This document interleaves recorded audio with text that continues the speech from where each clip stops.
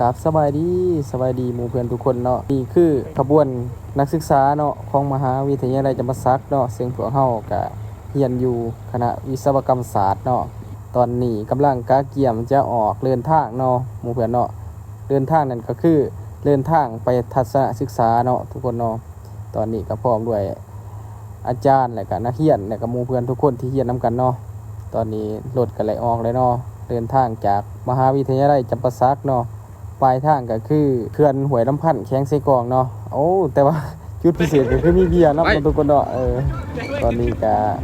มาฮอดเขตตัวเมืองปากซองเนาะอาจารย์เพิ่นก็บอกคนขับรถว่าให้เวแต่ละจุดเพื่อเบถ่ายรูปแต่ละจุดแต่ละบอนเนาะบอนไหนที่สถานที่เป็นสถานที่ท่องเที่ยวเนาะเพิ่นก็ให้พาเวเพื่อถ่ายรูปเพื่อเก็บภาพไว้เป็นที่ระลึกเนาะกับหมู่เพื่อนที่ก็นี่ก็เรียนปีสุดท้ายเนาะทุกคนเนาะปี3แหละยังอีกปีเดียวก็ได้จากกันแล้วเอาคือตอนนี้บรรยากาศในรถเฮาก็ถือว่าคึกคืนเนาะมีนักร้องมีผู้ร้องมีผู้รำไปเนาะระหว่างการเดินทางก็ถือว่าเป็นสีสันในการเดินทางเนาะผู้ม่วนก็ม่วนผู้เมารถนี่ก็บ่ม่วนปานใดเนาะทุกคนเนาะ เอาตอนนี้ก็มาฮอดสถานที่ท่องเที่ยวแห่งหนึ่งในปากซองนี่แหละเนาะเฮาก็ได้แวะรถเพิ่นก็จอดให้แวะเพื่อถ่ายรูปเพื่อเข้าห้องน้ำอีหยังต่างๆบ่แล้วแต่อัธยาศัยของแต่ละคนเนาะทุกคนเนาะมาเฮาก็ทักทายหยอก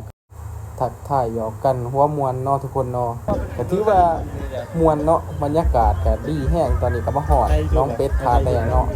โซเฟอร์รถเพิ่นก็พาจอดแวะเพื่อจะซื้อของกินซื้อหยังบ่หรือว่าเข้าห้องน้ำเบิ่งถ่ายรูปแล้วแต่อัธยาศัยของแต่ละคนเนาะกินที่เก็บยางเลาะยางเล่นเพื่อชมบรรยากาศว่าซั่นซะบรรยากาศนี่ก็ดีแฮงเนาะทุกคนเนาะถือว่าบรรยากาศดีสุดๆเลยอากาศก็บ่ร้อนและก็บ่หนาวมีแดดในจักหน่อยตอนนี้เฮาก็พากันเลาะยางดินเพราะว่าเพิ่นให้เวลาอยู่20นาทีเนาะเพื่อลงส้มสถานที่ลงยางเลาะดินเพื่อเข้าห้องน้ำนั่นนี่เนาะตอนนี้เพิ่นก็เอิ้นโตให้กลับแล้วว่าซั่น เฮาก็ย่างเลยข้าวนึงแล้วก็เอิ้นโตกันกลับเตรียมขึ้นรถว่าซั่นเพื่อเดินทางต่อเพราะว่าตอนนี้เฮาก็ฮอดครึ่งทางแล้วเนาะไกลครึ่งแน่จักหน่อยเลยแหละไกลจะฮอดจุดหมายปลายทางที่เฮาจะไปแล้วเนาะก็ฝ้าวเตรียมเพื่อจะเดินทางให้ฮอดจุดหมายว่าซั่นซะเพื่อจะไปเบิ่งไปศึกษานั่นแหละก็คือสิ่งที่เฮาคือเป้าหมายที่เฮาจะมานี่ก็คือเพื่อไปทัศนศึกษาเนาะทุกคนเนาะเกี่ยวกับบทเรียนที่เฮาเรียนมานั่นแหละอีกอย่างนึงก็คือไปดินไปเที่ยวนี่แหละเนาะ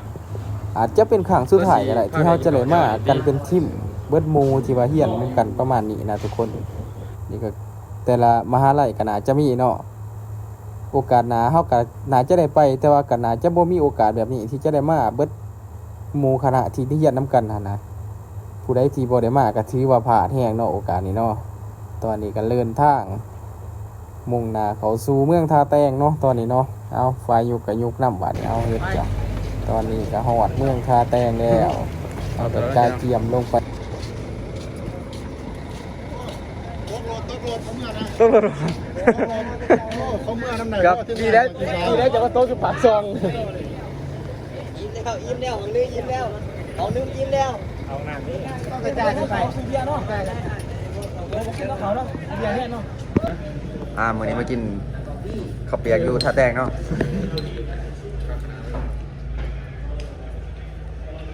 มันได้สาย กินกระจาย กินละต้นเนาะ มาตรงยางมันจะเล่นไหม มื้อนี้ก็อยู่2คอร์ดบ่แม่น2 YouTube เอาพักเดี๋ยวมานี่ แซ่บ มาบ้านพี่น้องซาลาว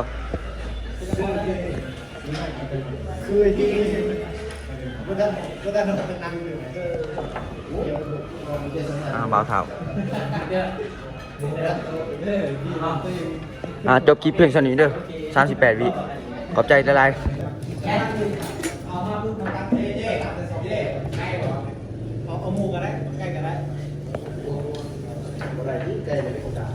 ไก่พริกขี้กากพี่มากะมันเหรอ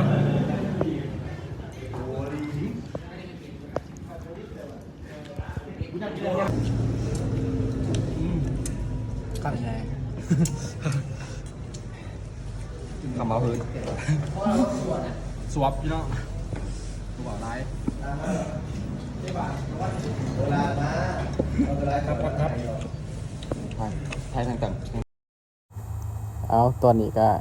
ถือว่าผู้อิ่มแน่ก็มีเนาะทุกคนเนาะผู้ที่ยังกินบ่ทันอิ่มก็มีแล้วเฮาจะเดินทางต่อเนาะหลังจากกินแล้วเนาะเอาตอนนี้ก็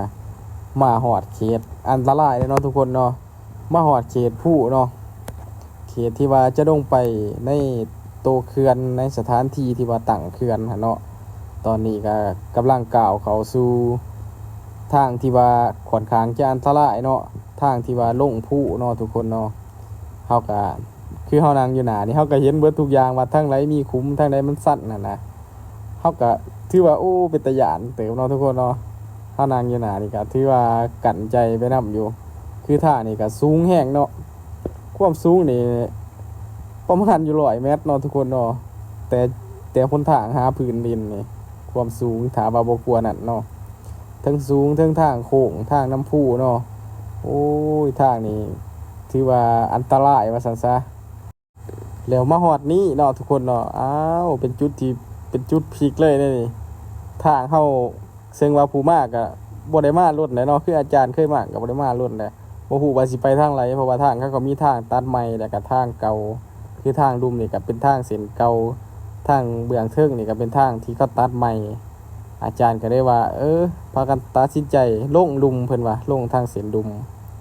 โดยที่เฮาบ่ฮู้เนาะว่าทางสองเส้นนี้มันจะไปสอดใส่กันเนาะทุกคนเนาะคือเฮามานี่ก็คือถึงทางที่ว่าเขาจะปิดใส่งานแล้วนะทุกคนคือทางที่ว่าน้ำมันกัดเซาะเนาะในผู้เนาะก็ถือว่าโอ้ยบัดไปหอดสนทางเมืองนั้นแล้วก็ถือว่าโอ้ยคือเสียวแฮงเถอะเด้ว่าซั่นทางนี่มันก็มันโยดมันเจือนลงว่าซั่นซะทุกคนมันฝนน่าจะฝนตกน้ำเซาะเนาะเดี๋ยวทางมันก็เจือนลงก็เฮ็ดให้ทางเปเพ่ทางเส้นนี้ก็คือบัดมาฮู้ความจริงแล้วก็คือว่าทางที่เฮาแล่นอยู่ตอนนี้นี่ก็คือว่าเขาปิดใส่งานเนาะเขาเกียมจะปิดใส่งานเพื่อให้เรียนเว้นทางเบื้องทึ่งเพราะว่าทางนี้มันอันตรายแต่ว่าพวกเฮาก็มาบ่ฮู้ก็ถือว่าโอ้ยพากันหลอดมาแบบบุดบิดคือทางนี้พวกที่เขาอยู่ไกลพวกที่เขาเที่ยวประจำเนาะก็ถือว่าเขาเศร้าใส่เลยเนาะทุกคนเนาะทางตัวนี้เนาะ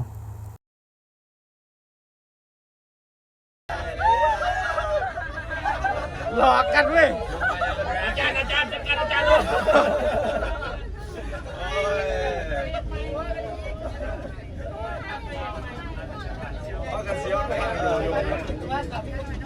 เขามาเห็นไม่มากันบ้าเราแต่โยกเอาป่ะไม่ใช่โยกอ่ะสบายดีก่อนครับสวัสดีมื้อนี้เราไปเลื่อนห้วยลำพันธ์ตอนนี้เขากำลังสิฮอดแล้วผมสูงอยู่แล้วเจออะไรนึงเขาสิฮอดแล้วเลยทำส้มไปเบิ่งกันเลยไหนเนาะฮะเขาบ่จื้อว่าเขาลงยายนะแม่เพราะว่าคนนั้นเป็นพลังงานเก่าอยู่นี่เขาแต่ว่าเขาอยู่ตอนลุงพลเด็กตั้งนานแล้วว่าเขาสิไปชี้ขาวถูกป่ะท่านผู้ชม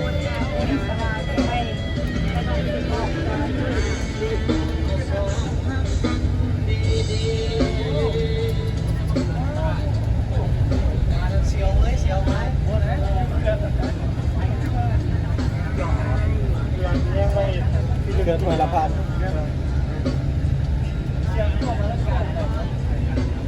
ทางนี้โหดเกินที่ทาง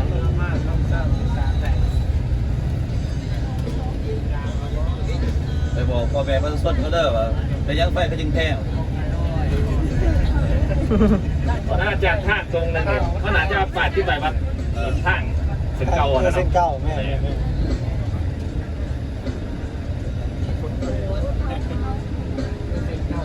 ท่อหนักเมื่อกี้ใช่ปะ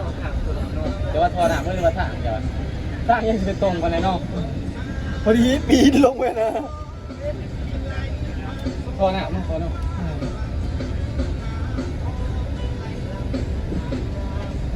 บ่ท่อกับห้องนะเบียร์อยู่ได้เขื่อนนั่นล่าง150,000เด้อพี่น้องเด้อบ่ยากน้องบ่ได้กินอะไรหันล่างเลยมีจะมีกิจกรรมต่อกับคือกินได้อยู่โอเคเขาก็นั่งได้ต้องรันกันเนาะแต่ ไอ้ก็คอยนี่คอยจิ้มหัวอยู่ตอนนี้ จะไปชิ้นนี้มาที่ กี่หลายจะมีไม่มันแผลหลายไม่ผู้ใหญ่เลย ที่จะว่าตรงรถไฟกันว่าเนี่ย กูคิดว่าจ้างกันถูกแล้ว รถไฟดูนะ จริงๆเข้าบอลในบ้านนะครับผมไปผมมาเข้าคิดละ40อยู่นี่30 40อยู่นี่นะมันทางมันแคบอยู่ที่บ้าน เขาเป็นยัง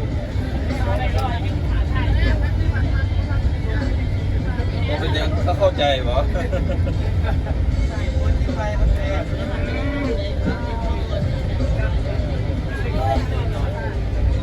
โอ้มีเดินเทวดาที่ทางแล้วสมมตินะแล้วเราถ่ายเขาไปแปลว่าเรื่องถ่ายลอตเตอรี่เลยมีข่าวว่าอาจารย์ในเบื้องกันเลยเขาขี่30มันทางมันแบกๆนะ เนี่ยวัตถุดัด พี่เขาบอกเดือนไม่ใบกูนี่จวดแรงจาก6-70รถหน่อยหรอ แม่น รถหน่อยไหม 6-70 โอ้รถหน่อย70โอ้ยประกาศครับ ผมขี่ น่า น้ำ จะ เรียบ ยาก เลย มากเขา น้ำว่าจะเสียแต่ที่บอกเลยว่า เสียดกระยานะนี่เสียดนี้สองมาไล่ครับ เปิดที่เนี่ยจริงๆคนได้ยินเสียงของเรา พวกข้างหลังน่ะเป็นเชี่ยวแห่ของตะนามเขาเป็นสูงเป็นเมาเนี่ย ชิบอก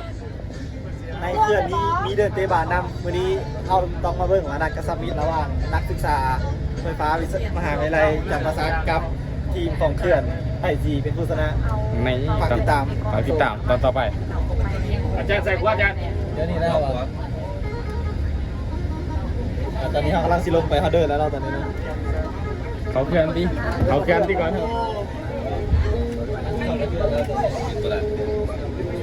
ไปแล้วเราเลยไปป่ะ ถ้านี่อันตรายฮะ พวกแซมเลยนะครับไปมา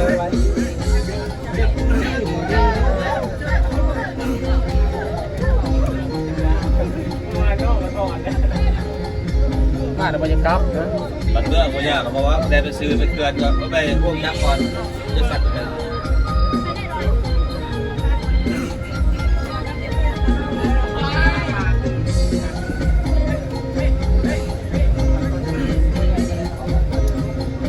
พอกูว่าพอกูว่าให้ถอนว่ามัน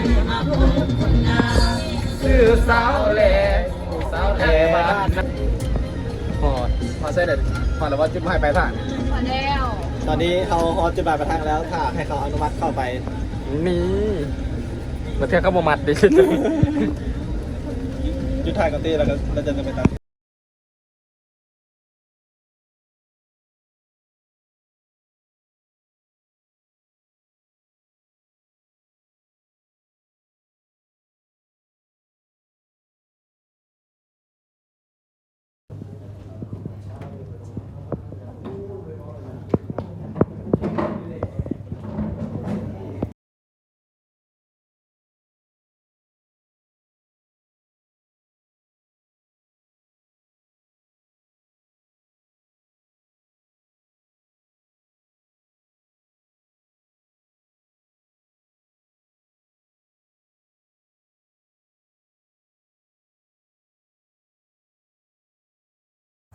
เสร็จจากพิธีนี้แล้วเขาก็จะ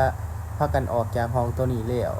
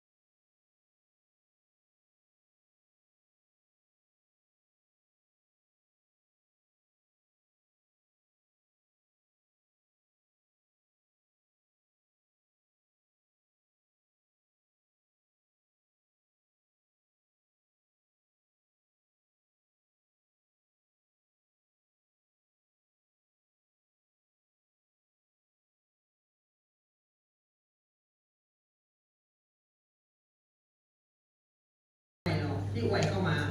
อ่างเก็บน้ำเนาะแต่ว่าอ่างน้ำหลักมันเป็นอ่างเป็นห้วยน้อยเนาะคือทางคณะเกิดเป็นว่าน้ำเขาได้มันน้ำจะได้จาก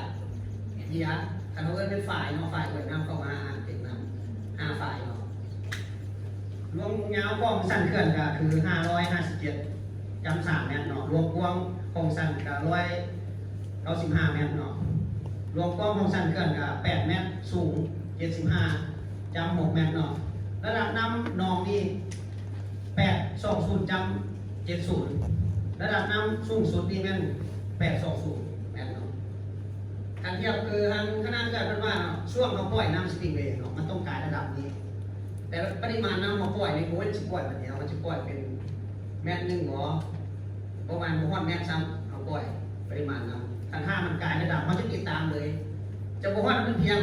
820เนาะ สบายดีตอนนี้เรากำลังสีไปเบิ่งเครื่องจักรกลที่เราผลิตไฟฟ้า เจ้าว่าผลิต เอามันมีเครื่องมันมีเทอร์ไบน์นี่เด้ คือจังบัดขึ้นไปได้ขึ้นทางนี้เนาะกองล่างนี่ได้เรื่องอยู่ แล้วก็คุณคือจุดที่เราสีไปเบิ่งเทอร์ไบน์ที่ว่าสีเอาน้ำเข้ามาจะท่อเพื่อผลิตกระแสไฟฟ้า ใช้ถอย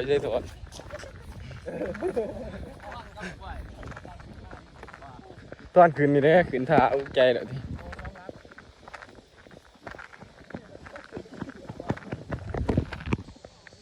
มีขบวนนักศึกษาเขาเนาะ รถใต้ได้ย่างเอาว่าซะตัวนี้มันเป็นอะไรซื้อๆเนาะ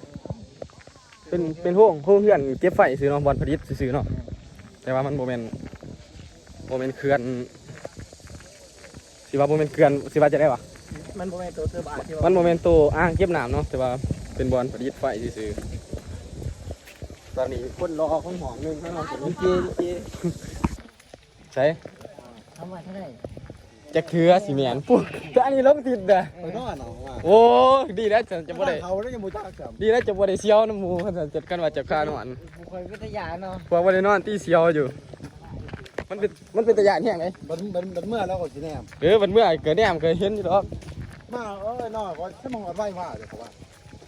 ตัวนอนมันท่านดี